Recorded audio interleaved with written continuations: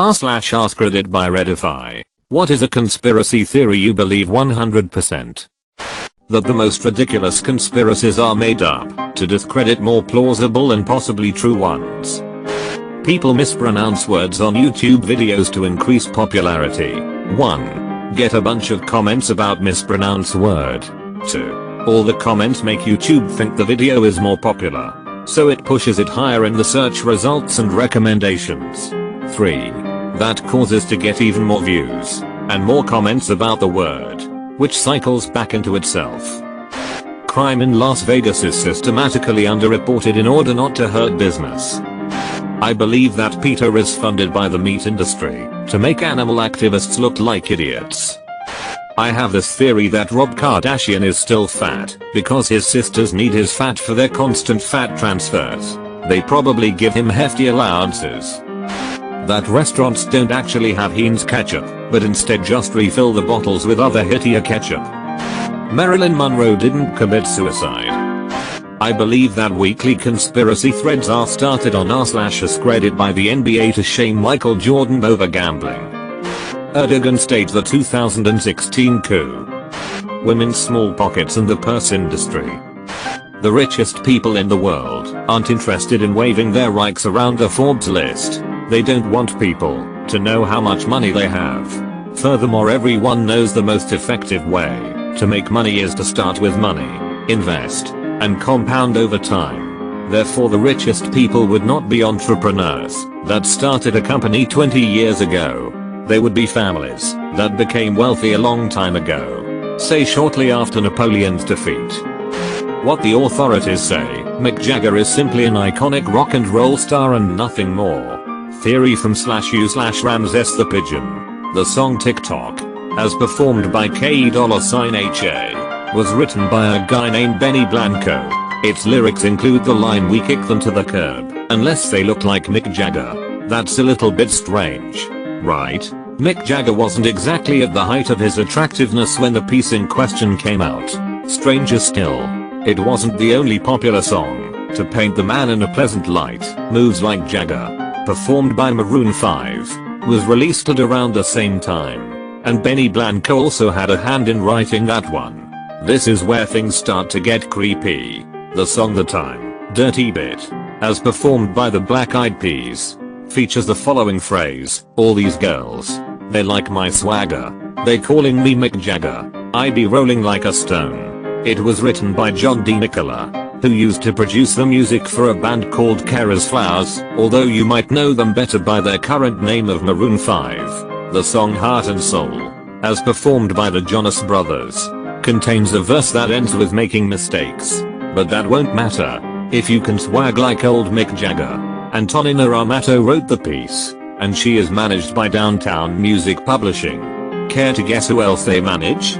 Here's a hint: it rhymes with Balloon Hive. This web of connections extends all throughout the recording industry. But one thing remains unclear: what's the link back to Mick Jagger himself? There must be something, because if you have a look at Google Trends, you'll see that his popularity spiked with the release of each song. The only time in recent memory when it has been higher is during a period in March of 2014, when his girlfriend died. Some people have suggested that the man's name is just easy to rhyme with swagger, but popular usage of the word in reference to something other than a walking gait came about after the aforementioned songs had hit the airwaves. In other words, Jagger prompted swagger, not the other way around. Why does there seem to be a cabal of artists trying to artificially inflate the performer's appeal and popularity? What benefit is there in promoting an aging rock star? Who is actually behind this odd trend? In order to answer those questions, we need to turn to Vivendi. This is a company which owns a lot of stuff.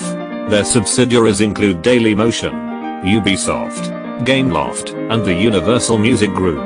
The Rolling Stones signed to Universal Music in 2008. In 2010, all of the songs listed above were released.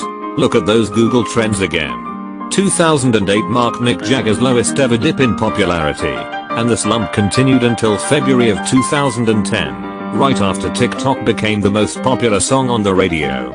In September of that same year, the Rolling Stones re-released their Ed concert movie, securing the #1 spot on 4 different countries' charts, the US and the UK being 2 of them, second place on 4 more, and a double platinum certification in Canada.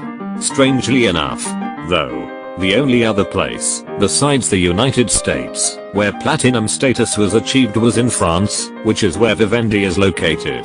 What if all of this was carefully planned and executed?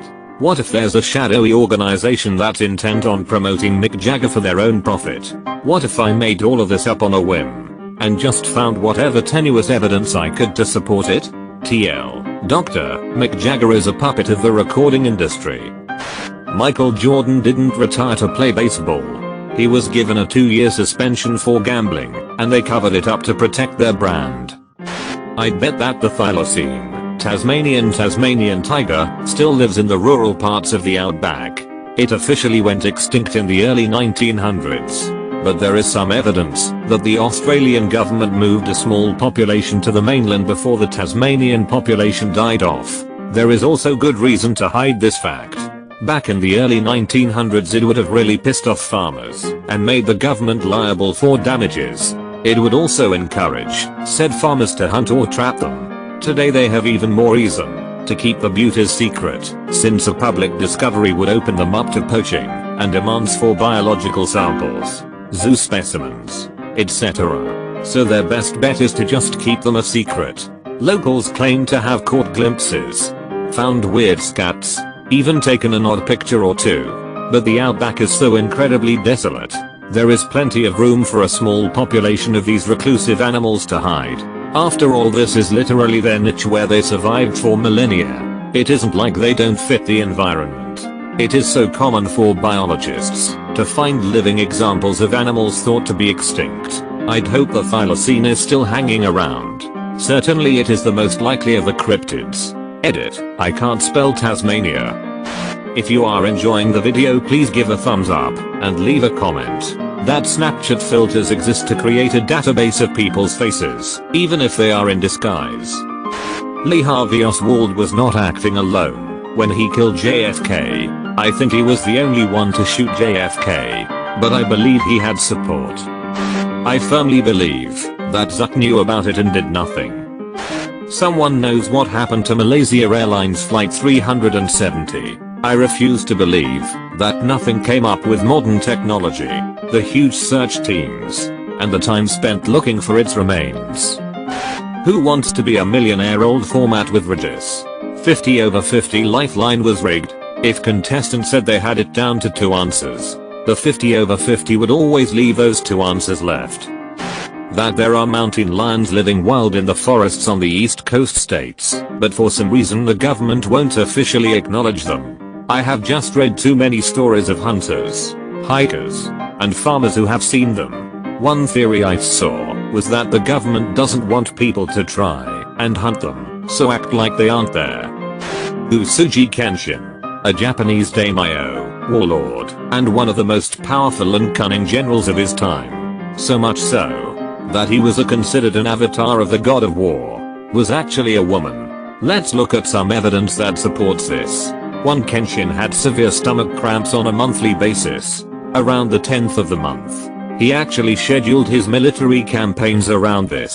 2. Kenshin's cause of death is recorded as a form of uterine cancer by a doctor who made virtually no mistakes in the rest of the book that it's written in. 3. When the Usuji were forced to relocate, they repeatedly took Kenshin's remains with them and refused to tell even the shogun where he was interred.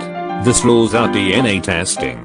4. Kenshin's personal tastes and appearance were consistently described in feminine terms, which, given the extreme subtleties of Japanese, is actually a bigger deal than it might seem.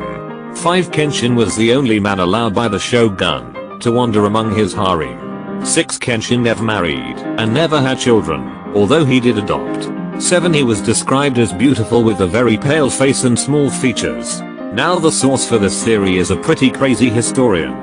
Forgot his name, but I believe it, and it's pretty interesting to think about.